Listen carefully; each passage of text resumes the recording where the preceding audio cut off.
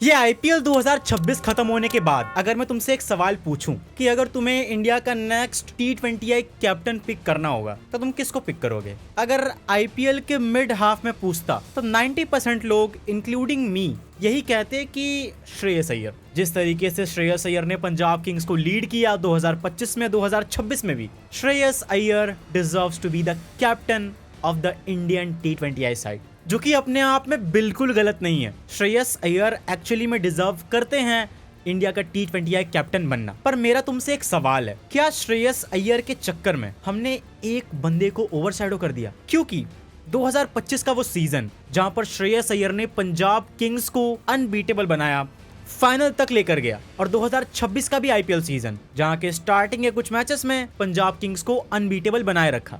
2025 के उस साल में उसी पंजाब किंग्स को एक बंदे की टीम ने हराया था आईपीएल का फाइनल। याद है कौन? रजत पाटीदार।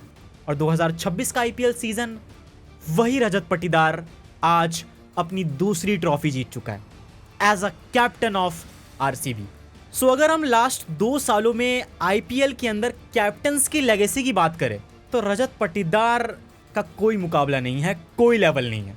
क्योंकि अगर स्टैटिस्टिकली देखें तो श्रेयस अय्यर ने टीम को बस जिताया, पर रजत पाटीदार ने आरसीबी को चैंपियन बनाया। ऐसा नहीं कि दोनों के बीच में मैं कंट्रोवर्सी करा रहा हूं, but just think of it. अगर हम दूसरों की बात कर रहे थे तो हम रजत पाटीदार को भूल क्यों रहे थे? क्योंकि लास्ट 2 सालों में इस बंदे ने आरसीबी को चोकर से चैंपियन बना दिया है। जिस तरीके से काम एंड कंपोज्ड होकर वो अपनी टीम को लीड कर रहा था, अपने बैट से भी रन्स बना रहा था, और अब जब आईपीएल खत्म हो चुका है तो बात छिड़ेगी इंडियन क्रिकेट टीम की और इंडियन T20I साइड की। तो क्या हम लोग इतनी नाइंसाफी करेंगे? मैं और तुम या सिलेक्टर्स इतने बेवकूफ़ होंगे कि रजत पाटीदार का नाम एक चर्चा में भी नहीं आएगा, कैप्टेंसी के उस बैटल में भी नहीं आएगा? देखो, अगेन मैं कोई कंट्रोवर्सी नहीं करा रहा, but at this point I feel Patidar deserves to be the India's T20I captain. Perfect leader पता है कौन होता है? जो मीडिया के आगे शाउट नहीं करता, कैमरास को चेज नहीं करता, लाइमलाइट को चेज नहीं करता, बट साइलेंटली टीम को बदल के रख देता है। एंड यही सेम चीज पाटीदार लास्ट 2 साल से आरसीबी के लिए करते आ रहा है। अगर बात करें पाटीदार की मैच्योरिटी की, तो यार तुम सोचो, पाटीदार आरसीबी का कैप्टन है, लास्ट 2 सालों से आरसीबी को 2 ट्रॉफीज जिता चुका है, पर एक भी विन, एक भी ट्रॉफी कभी भी वो खुद को आगे नहीं करता, हर बार दूसरों को पुश करता है। जैसा कि हम सभी को पता है कि Virat Kohli is the face of RCB until he retires from this team. तुम सोचो, उस टीम में आकर बीइंग अ कैप्टन हर बार विराट कोहली को मौका देना कि वो खुद को एक्सप्रेस कर सके। एज अ लीडर सीनियर्स की रिस्पेक्ट करना, जूनियर्स को पुश करना उनकी मैक्सिमम लिमिट तक, पूरी टीम के साथ एक प्लान लेकर उतरना, पूरी टीम को एक फैमिली बनाना और खुद के बैट से भी रन्स बनाना, ये एक परफेक्शन नहीं तो और क्या है किसी कैप्टन में? देखो, जो मॉडर्न T20 का टेम्पलेट है ना, वो अब बिल्कुल बदल चुका है। टीमों को, क्रिकेट को बस एक लीडर नहीं चाहिए, एक फैमिली मैन चाहिए। एक ऐसा लीडर चाहिए जो टीम को फैमिली बना के रख सके। एक ऐसा लीडर जो कि काम एंड कंपोज्ड रहे जब स्टेडियम में बैठे 50,000, 70,000 या 1 लाख लोग चिल्ला रहे हों, ये पूरा देश उथल पुथल मचा रहा हो, उस वक्त एक काम इंसान जो इस टीम को लीड कर सके। और रजत पाटीदार ये नाम इंडिया के कैप्टेंसी रोल के लिए और उस रोल के लिए परफेक्ट फिट बैठता है, जिसे शायद इंडिया फिलहाल ढूंढ रही है आफ्टर सूर्य कुमार यादव। एंड जो नंबर्स और टेक्टिकल रियलिटी है वो तुम्हारा माइंड कंप्लीटली चेंज कर देगी। ये समझने के लिए कि पाटीदार एज अ कैप्टन इस टीम का और इस पूरे देश का प्रेशर कैसे हैंडल कर सकता है, हमें पहले ये देखना पड़ेगा कि Patidar as a player captain बनने से पहले ही खुद को कितना एस्टैब्लिश कर चुका था। क्योंकि अगर पाटीदार के सिलेक्शन की बात होगी इन इंडिया T20I सेटअप, तो बस कैप्टेंसी की वजह से नहीं होगी, सिर्फ उन आरसीबी के 2 ट्रॉफीज के बेसिस पे नहीं होगी, वो होगी पाटीदार के इंडिविजुअल परफॉर्मेंस पे भी। पाटीदार ने इंडियन क्रिकेट में खुद को एस्टैब्लिश किया है as one of the most authoritative players of spin in the modern Indian cricket. Modern era जहां पर हर एक बैटर क्वालिटी स्पिन के अगेंस्ट मिडल ओवर्स में स्ट्रगल करता है, वहां पर रजत पाटीदार ने स्पिन बैशिंग को, स्पिन अटैकिंग को अपना मेन वेपन बना लिया। स्पिनर्स घबराते हैं पटीदार के सामने बॉलिंग करने से। और पटीदार की इंडिविजुअल परफॉर्मेंस भी इंडियन क्रिकेट के लिए या फिर किसी भी टीम के लिए एक बहुत ही बड़ी इंपॉर्टेंस होल्ड करती है। बिकॉज एक कैप्टन जब लीड करता है फ्रॉम द फ्रंट तो पूरी टीम बैलेंस्ड लगने लगती है। और जो रीसेंट T20 वर्ल्ड कप हुआ था वहाँ पर इंडिया की प्रॉब्लम क्या थी? पावर प्ले के बाद 7 से लेकर 15-19 ओवर्स तक एक क्वालिटी बैटर का ना होना या फिर इनफॉर्म बैटर का ना होना जो कि स्पिन, फास्ट बॉलिंग, बैशिंग सब कुछ कर सके, जो कि खुद को कभी भी एक्सेलरेट कर सके, कैलकुलेटेड रिस्क ले सके और पूरा प्रेशर हैंडल कर सके। और हमें कुछ एग्जांपल्स लेने हों तो रॉयल चैलेंजर्स बेंगलोर के लिए, आरसीबी के लिए मिडल ओवर्स में ये बंदा सिर्फ बैटिंग नहीं कर रहा था, पूरा प्रेशर एब्जॉर्व कर रहा था आरसीबी के हर एक बैटर से।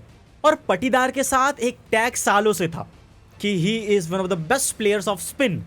पर रिसेंट के ईयर्स में, इस ईयर में हमने देखा पटीदार को फास्ट बॉलिंग बैशिंग करते हुए। He is playing same fast bowling as he use to play spin bowling. And अब बात करते हैं टैक्टिक्स की। बेस्ट कैप्टन्स वो होते हैं जो लर्न करते हैं फ्रॉम द बेस्ट। और पटीदार ने आरसीबी का ड्रेसिंग रूम कई लेजेंडरी प्लेयर्स के साथ शेयर किया, उन्हें लीड किया और उन्हें भी टीम से कनेक्टेड रखा। Players like Virat Kohli, Faf du Plessis and many more. Just think about it, एक बंदा जो कि क्लोजली विराट कोहली को ऑब्जर्व करते आ रहा है इन द ड्रेसिंग रूम, एक बंदा जो कि विराट कोहली को लीड कर रहा है, विराट कोहली की वो रॉ इलाइट मेंटालिटी, वो excellence, and at the same time उन्होंने फाफ डू प्लेसिस के अंदर भी काम किया है। Faf du Plessis, a man was known for his calmness, analytical and inclusive style of leadership. And अगर तुमने पटीदार को क्लोजली आईपीएल में देखा होगा तो ये कोई बाय स्टैंडर इन द डीप वाला फील्डर नहीं है जो बस फील्डिंग कर रहा है और जो चल रहा है चलने दो। ये बॉलर्स के कान में हमेशा होता है, उन्हें बता रहा होता है आपको क्या एंगल डालनी है, क्या बॉल डालनी है, कब क्या करना है और किस बैट्समैन का क्या इंटेंशन है, वो सब रीड करके। फिलहाल का जो हमारा T20 क्रिकेट है ना, हमें एक हाइब्रिड लीडर की नीड है।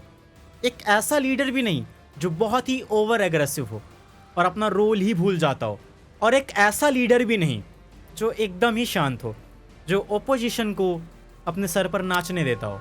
एंड वो क्वालिटी है रजत पटीदार के अंदर, जो कि काम रहते हुए, कंपोज रहते हुए भी अपनी टीम को एग्रेसिवली लीड कर सकता है। एंड जितने भी लेजेंडरी प्लेयर्स होते हैं ना, they all come from the domestic background. Same goes to Rajat Patidar. Madhya प्रदेश के लिए सालों साल ग्राइंड करना, क्रिकेट को डीपली समझना और आईपीएल की उस हाई इंटेंसिटी को एब्जॉर्व करना, उस एक्सपोजर को हैंडल करना, मैच के बारे में अवेयरनेस होना, गेम अवेयरनेस होना, पटीदार ने वो सब कुछ दिखाया है।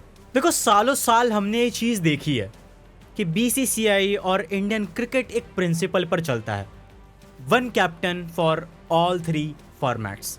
बट फिलहाल का जो मॉडर्न वर्ल्ड है वहाँ पर ये चीज़ वर्क नहीं कर रही, क्योंकि शुभमन गिल को कई बार इंडियन क्रिकेट टीम में, इंडियन T20I साइड में मौके मिले हैं, पर वो उन मौक़ों को बुना नहीं पाए। आईपीएल में तो हर साल शुभमन गिल की परफॉर्मेंस टॉप नॉच होती है, पर वो कन्वर्ट नहीं हो पाती टू द इंडियन क्रिकेट, जिस वजह से शुभमन गिल की प्लेस ही नहीं बन पाती कभी कभार in the Indian 11 of T20I side. And मेरे हिसाब से it will be a brilliant move अगर हम शुभमन गिल को टेस्ट और ओडीआई में लीड करने दें और पटीदार को इन द T20I साइड। और ये चीज़ मुझे, तुम्हें, हर किसी को एक्सेप्ट करनी पड़ेगी कि जो T20 क्रिकेट है ये बिल्कुल बदलता जा रहा है, ये बिल्कुल दूर होता जा रहा है टेस्ट और ओडीआई फॉर्मेट से। इसके स्टैंडर्ड्स अब बिल्कुल बदल चुके हैं। तो हमें एक ऐसा प्लेयर चाहिए जो खुद भी उस फॉर्मेट में ऑलरेडी सिक्योर्ड है, जो खुद भी उस फॉर्मेट को कॉन्कर करना जानता है। ऐसे तो कई सारे प्लेयर्स हैं फिलहाल इस इंडियन सेटअप में, multiple players, Shubman Gill, Shreyas Iyer, Patidar, Hardik Pandya and many more. But I feel at this point Patidar deserves to be the India's next T20I captain. And जाते जाते तुम मुझे बताकर जाना कि व्हाट डू यू थिंक, तुम्हारे हिसाब से किसे इंडिया का नेक्स्ट T20I कैप्टन होना चाहिए। मैंने तो अपना बता दिया।